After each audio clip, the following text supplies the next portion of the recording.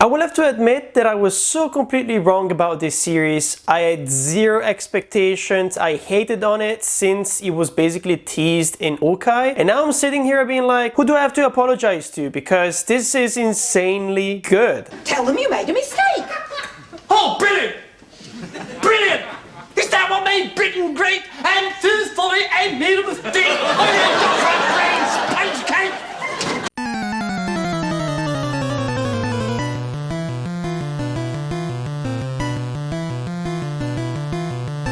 No! God, please, no! No!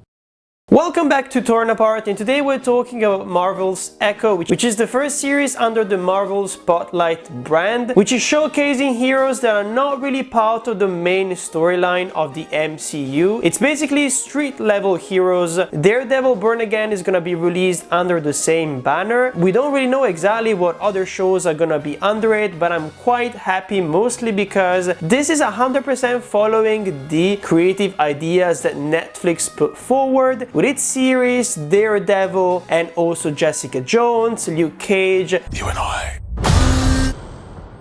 are the same. So, who's the monster?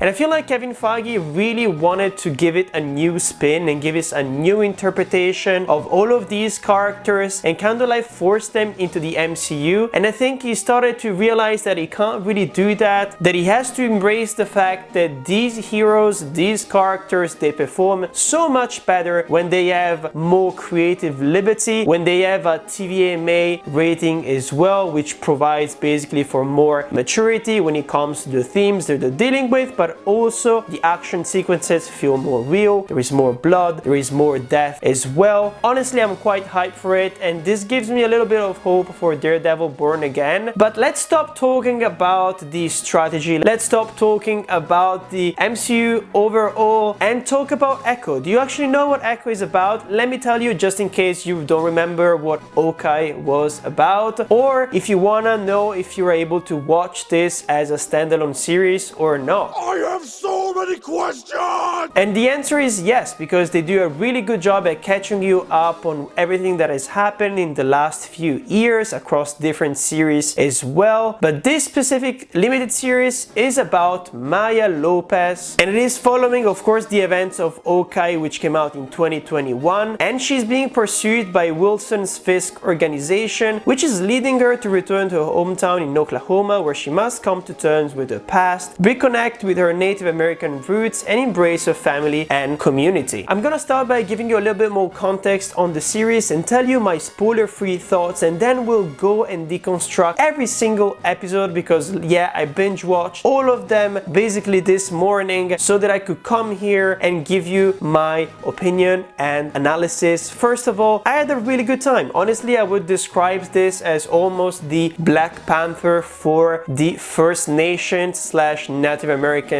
people. Of course, it's kind of reductive to describe it like that, because Black Panther was really about that, while this series has to kind of do the MCU thing of dealing with the past and having to unravel all of the machinations that were set up in the previous seasons to give us something new. We're always trying to do both at the same time. We're never actually 100% committing to just telling a completely original story. This story also has to deal with Wilson Fisk, his representation in the Okai limited series as well. It has to deal with Maya's point of view when she was dealing with everything that was happening in Okai as well. It is giving us a lot of different flashbacks on how Maya was raised, the death of both her parents, and how basically Wilson Fisk became kind of a father / uncle figure for her, which allowed him basically to manipulate her and to be the center of her universe. This is all a lot when you think about it, and the first episode episode, has to deal with all of that kind of stuff, but it does it quite beautifully. And honestly, I was expecting this series to be bad, mostly because I was like, who is this person? Who is this Echo? Why are we interested in her? And they really managed to sell us on the idea of why she's an important character and why also she's related to Daredevil, to Wilson Fisk, and basically to their character journeys as well. She kind of reminds me of the Punisher as well, so Frank Castle, in a way that all of these characters are kind of born out of immense pain that they can't really channel into anything else but more violence.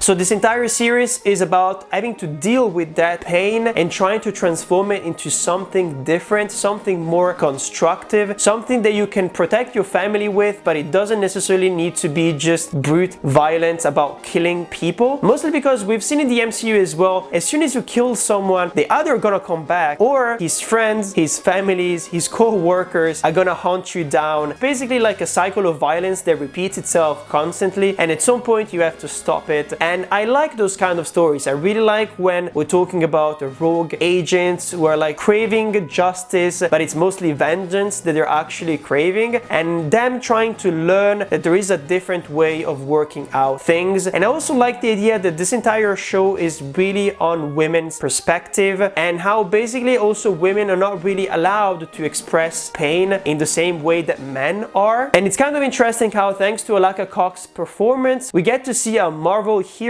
who doesn't really smile that much, who doesn't joke around as much as everyone else, and that is really related to the fact that she's a woman as well, and what our expectations are just because of everything that has been established within the MCU. If you think about all of the other characters, because there are so many other women in the MCU who feel like they're just there as side characters, they're not really driving the narrative, and it's kind of annoying at this point. Jessica Jones is probably the only example of a main character who is suffered through a lot of pain, who is really damaged, who uses violence as well to express herself, but she kind of has a sense of humor and she has a fully fleshed out personality. And I really hope that we'll get more representation like that for women, just because we can't really represent women all in the same way. But the thing that we like about this show, its core strength is the representation. I know that a lot of people have been criticizing when it comes to the MCU, but this limited series does not exist without its representation of the deaf community, of the disabled community as well, because the actress herself and the character, not only they're deaf, but they're also amputees, so they have to deal with that in different ways. The action sequences are gonna feel different, and that's a big asset for this show as well, because it really feels quite fresh.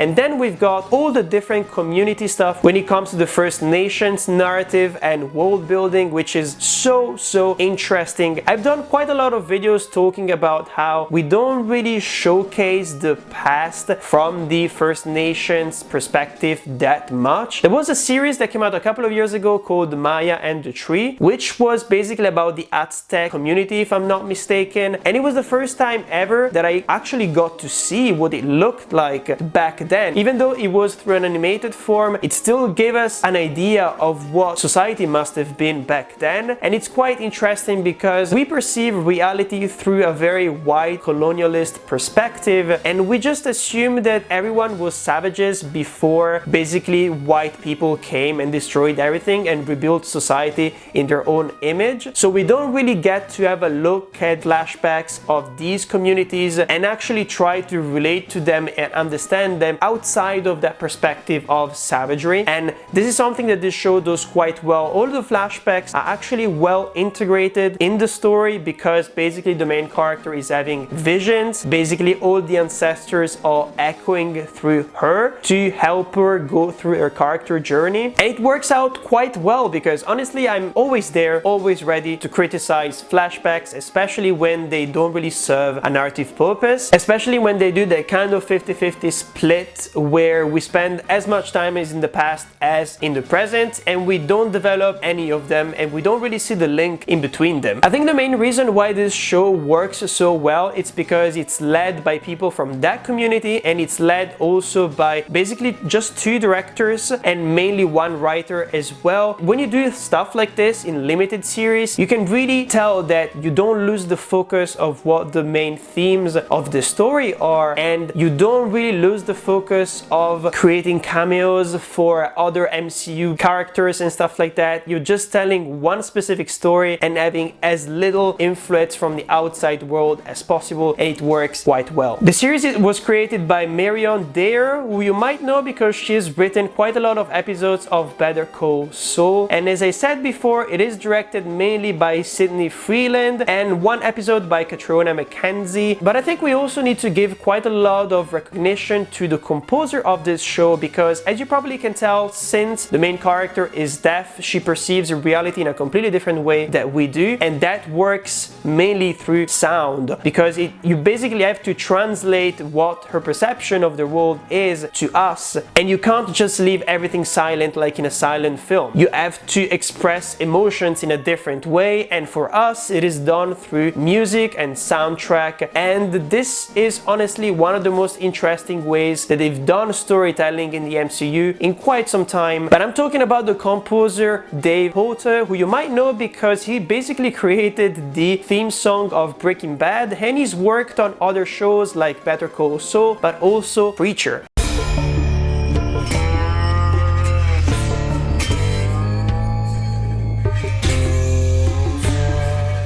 I mean, if you look at the music that they're using here, it's mostly like that western kind of country look with kind of like an injection of First Nation music as well. There's a lot of vocal work as well and humming involved. It just really feels very genuine and very fresh, like something that we've never seen before. Honestly, if they did this with Moon Knight would have been yet another incredible show. Of course, it's not perfect because I think it has a couple of pacing issues. Even though it's just 5 episodes, it was kind of dragging once in a while.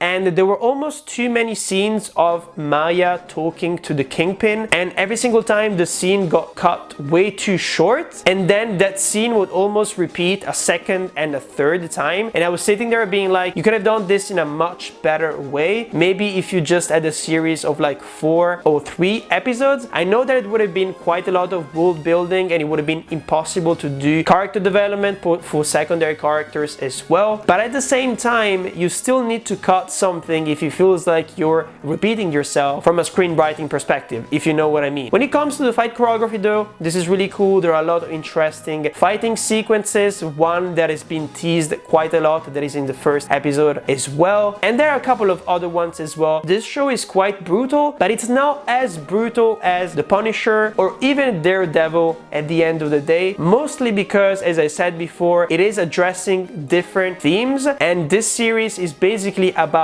Maya trying to get herself fixed, so trying to fix her own problems, her own issues, instead of leaning into the pain like other characters have done. And it's kind of cool because by the end of the series we can really tell that she's almost like a fully formed person who has embraced the past, the present, and she's going towards a better future. So honestly, I think it's quite a success. As I said before, this is 5 episodes and we get quite a lot of Kingpin. Of course, when Kingpin was killed at the end of Aoki, we knew he was not dead just because Kingpin is such a huge character. And honestly, if they don't do like a series or even like a movie or even like a tiny scene where Kingpin gets to meet Spider-Man, I think I will be quite upset because they have such a strong connection as well. Having said that, the Daredevil scene is quite cool. I'm kind of glad that it doesn't really have a full-on conversation with Maya because it really wouldn't make sense. And at the end of the day, Daredevil being there doesn't really make that much much sense.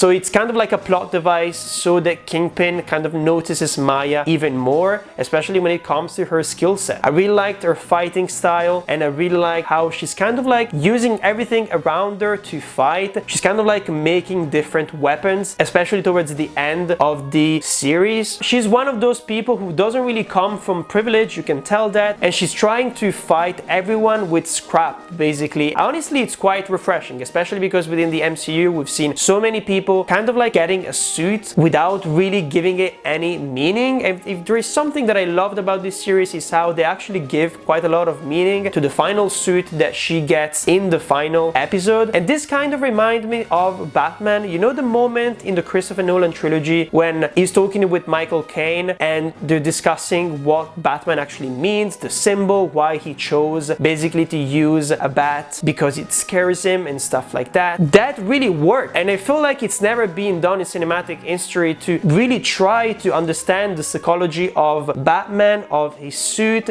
and everything that he represents. And I feel like here they're trying to do the same with Maya and the person that she's gonna be in the future. If you think about most heroes in the MCU, they automatically get a suit and get upgrades just because they need them for a specific fight. If you think about the Spider-Man, the Tony Stark relationship, it's a really good example. If you think about Ant-Man and the Wasp as well, there is not really that much meaning behind the designs of their suits. They're mostly functional because it allows them basically not to die when they're getting infinitely small or infinitely big as well. And I feel like most storytellers within the MCU are kind of like giving us all of these suits just because they exist within the comics, and we're kind of supposed to accept it. We're not supposed to challenge the fact that it's kind of stupid that anyone would hide himself within a suit like this that is so colorful, that is so weird, that attracts everyone's attention, where you literally just wear something completely black and anonymous and do the exact same thing effectively. They kind of like messed up when it comes to giving a personality to the suit themselves. I feel like we also need to address the superpowers that basically she gets from her ancestors, and that very often within the flashbacks it is basically said that these kind of powers manifest themselves when you're trying to save, protect your family, your community. And I was trying to analyze the moment in the train sequence, you know, where finally her powers manifest, and it's mostly because she's in danger. So I was sitting there being like, are you actually respecting your own rules of storytelling? Why is she there? Why is she on this train? And it's because she wants to stop Kingpin, and she knows that actually everyone in her family has been related to Kingpin at some point. So in some sort of way, even though at that specific moment what she's doing is saving herself, she's actually protecting her family, even though her main goal is vengeance against Kingpin and trying to get basically the same amount of power that he has. I kind of feel like they don't explore that enough. The idea that she wants to be Queenpin, that she wants to replace Kingpin and be a crime lord, basically. I kind of want to understand why she wants to do that. Why does she crave power? And what does she want to do with that power? Because it would make sense if she kind of like talks about the idea that with power she can protect her loved ones, she can protect her community. But within the series it is really clear that her community kind of like rejected her, mostly because of the crime relationships that his father used to have. And it makes a lot of sense why she distanced herself from everyone, because they were the first ones who rejected her and they never actually tried to get her back, besides her cousin Bonnie, who kept trying for all of these years. So I'm sitting here being like, is this actually what she wants? Get power to protect her family? Or does she want power just because that's what Kingpin kind of taught her since she was a child, that it's the only thing that matters and it's the only thing that can allow you to protect yourself from the outside world as well? And without maybe realizing, she's trying to get that power to protect other people as well, but she doesn't really know how to get to it yet. If we talk more in details about the flashbacks, I really love the one in episode 3 about the Light Horseman. These are the kind of stuff that I'm missing more when it comes to cinema, when it comes to the TV series as well. This is also why I really need to watch Reservation Dogs, because I've heard that it's a really good show as well. And I'm sitting here being like, this is kind of like a better version than Killers of the Flower Moon.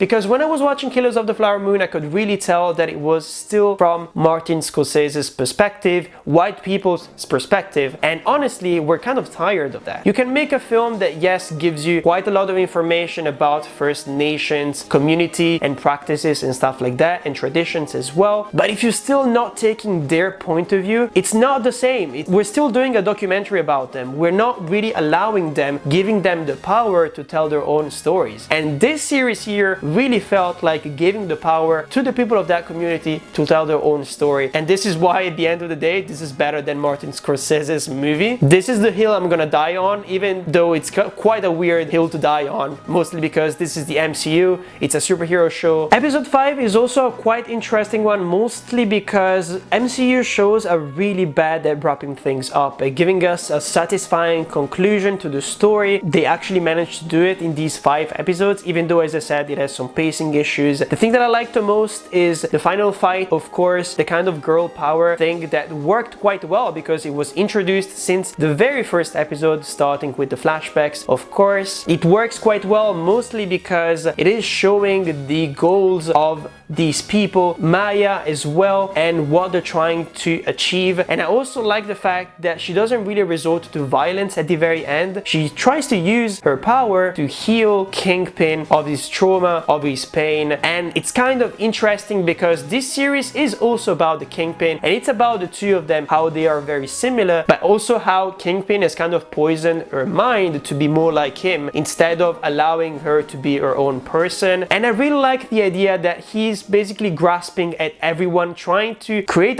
an emotional connection, and you can really tell that Kingpin really craves that. He craves the attention, he craves the love, and he doesn't really know how to basically express it without showing that he wants to control other people. And this is also why I think that the decision of Maya trying to save him, trying to cure him at the end is quite cool, because it shows how she's changed and how she's matured as a person, and she's gonna be different in the future. But it also shows how Kingpin kind of like is refusing to change, and he's been refusing to change for quite some time, mostly because he's really stubborn. And this is why I like that the only post-credit scene that we get in this show is Kingpin basically going back to New York, kind of giving up on Maya and letting her go create her own story, basically, with the teasing that he's gonna be running for mayor, which is a big thing in the comics, and it's probably gonna be related to Daredevil Born Again, because if I'm not mistaken, in the 3rd season of Daredevil, they were fighting until almost death, to the point that Daredevil was like, now you have to stop doing whatever you are, you have to make yourself as small as possible, get out of the public eye and get out of my town, basically. So this is of course an interesting thing to do with Kingpin as a character, and how to develop his journey through different streaming services. And to end his journey, I really love the idea of sending him to New York to take control over it, but in the most legal way possible, and for Daredevil to be confronted with that, and a man that is basically untouchable. I really like the future of the Marvel Spotlight kind of MCU series that we're gonna be getting in the next few years. You will go back to prison, and you will live the rest of your miserable life in a cage, knowing you'll never have Vanessa. That this city rejected you. It beat you. I beat you!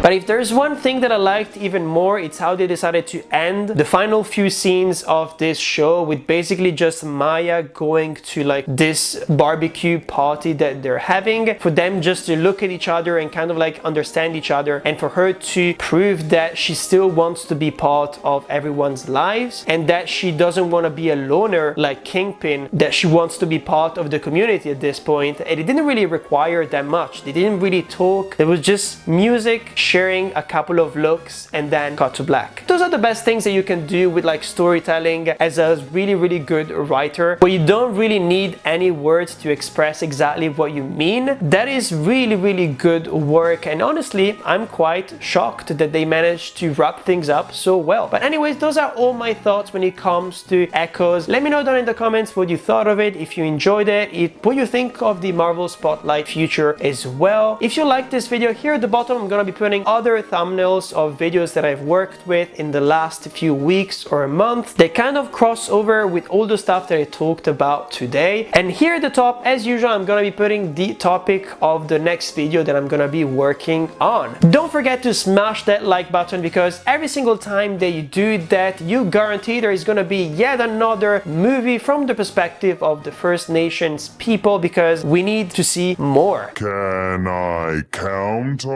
you? We need more representation, we need more stories that we've never seen before on screen, because that's good for everyone. People can see themselves in it, and we, and as I say we, I mean we white people, we European people, we get to experience new stories that we've never heard. So everyone gets a piece of the cake, and I really don't understand why people are being so weird about it and complaining. I'm Patrick, and this is Torn Apart. Back in the 90s, I was in a very famous TV show.